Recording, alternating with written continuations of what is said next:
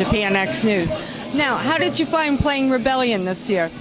This was an amazing dream come true, like a punk rock Disney fairyland. Like it's probably the pinnacle of my performance career in punk rock, 25 years, and I get to play Winter Gardens. Whoa, and it blew my mind.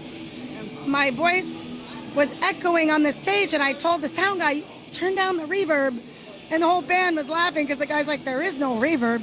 It was just a beautiful hall sound, and I've never heard my voice sound like that. I've never sang in a proper hall. Yeah, and the sound with the dome ceiling, your voice just came out so strong. It was brilliant. It blew my mind. I'm flying high. Like, you should be, because it was a really incredible set. It's an honor to play this festival, and I couldn't believe when we were invited to play. I was blown away, because we usually don't play many big festivals. We're very underground, and we play a lot of, warehouses, house parties, bars, all these weird, crazy punk rock places.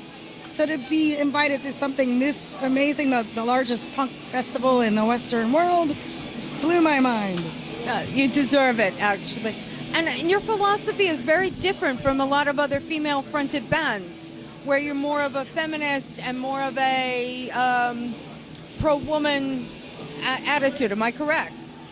Well, yeah, I'm definitely a feminist punk rocker. But I think most punks by nature are feminists, whether they admit it or know it or not. Just sort of because you're into liberation and, being freedom of speech. And I mean, no matter what their politics are, even if they don't know about politics, just the idea of being a performer and a punk rock performer, it's pretty liberating. That it definitely is. But my driver, we were joking around about how I like to be anti-sexy. And I was showing the band my 100 mosquito bites on both legs from Parma, Italy. It was disgusting. And then the driver looked at me and said, Kirsten, singing about anarchism can be sexy. But it can be, and that's what's brilliant. Actually, no, he said singing anti-fascist can be sexy. And that was like... That is even more sexy. That was definitely a big compliment. I never thought about that. But it's true.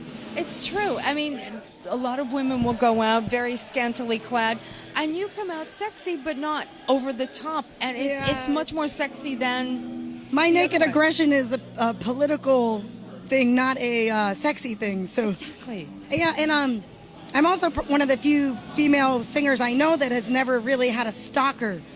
Maybe it's because what we sing about is so, I don't know, political? I'm not sure why. Yeah. But it's very rare for a female singer not to have stalkers. Exactly. Which is a very good thing. I'm glad to hear that.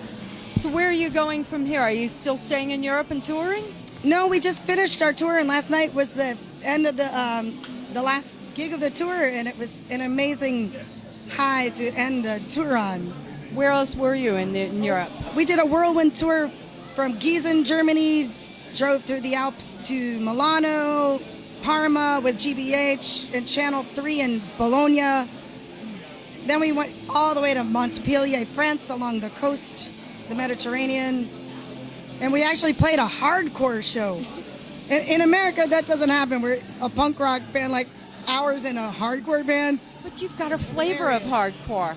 And that you don't have the total hardcore feel, but you've got a flavor of the hardcore. No, they were like the picking up the change hardcore. Okay. Like the, jocks, like they work out, and they're all about working out, and, their bodies are their temples, and they're very machismo. Yeah.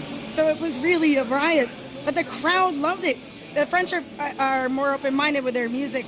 They're flexible on one show. Yeah. I've noticed. And it used to be more like that maybe at home in the 90s. Where, you play a show, Naked Aggression, Seaweed, and Strife. It was used to, but now it's nice mix, a lot more separated. Yeah. But in France, it still seemed pretty like the audience loved us. Yeah. Even though they didn't know who we were, they were so into it. That's brilliant. The pit went crazy, and then the hardcore band started, and that's who they were there to see. But it was amazing to play a show like that. So you've had an excellent tour then. Oh, yeah. With last night being the highlight, do you think? And the DIY festival in Paris was incredible. William Piaget, Unpleasant Meeting, the festival. Wow, that was amazing at the Gibbous Club. It's like a gay bar known as a gay dance club in Paris. Incredibly organized, amazing bands. That sounds fantastic. Just looking at you, I can see that the passion from this tour really is coming through. That's an amazing thing. Good, because I feel like I'm kind of crashing now physically after like driving 12 hours to Parma over the Alps. You know, like every day was insane driving. And our poor driver, you know, we functioned on like 2 to 4 hours to sleep at night because he had to get up so early to make it to the next gig. Wow. It was pretty brutal. But well worth it. Oh, yeah. And it was also a honeymoon. Our bass player, Megan Maddox, just got married. Oh, and she brought her wife, Jenny, along. So that we had honeymooners in the band. Oh, that's wonderful. Her wife ended up being more like the tour manager. You know, sometimes the spouses do take on the very important roles within the group, and there you go. You had a tour manager and a honeymoon festival. Yeah, it was pretty amazing. And what are your plans for the future when you get back to the States? Anything coming up? Oh, yes, we're playing a festival with One Way System and I think MDC, tons of bands on October 8th in LA. And then this big festival in San Antonio, Texas called Remember the Punks with The Exploited. Oh, wow. And it's our first time where we're just going to fly for one show and fly back. Oh, that's cool. We've never been invited to do something like that, so it's kind of going to be rough because I'm a school teacher, a public school teacher, so that weekend I'm going to be exhausted. Yeah, the kids, they'll get a lot of exams and yeah. Here, do this, be quiet. I'm just going to sit in the corner for an hour and you guys do your exam. No, that's not how inner city schools work. The kids are never quiet. No, definitely not. Unless you're a dictator, and I am not a dictator, so they're never quiet. Well, thank you for taking the time to speak with me. Appreciate it, and have a safe journey back to the States. Thank you. PNX News. Go!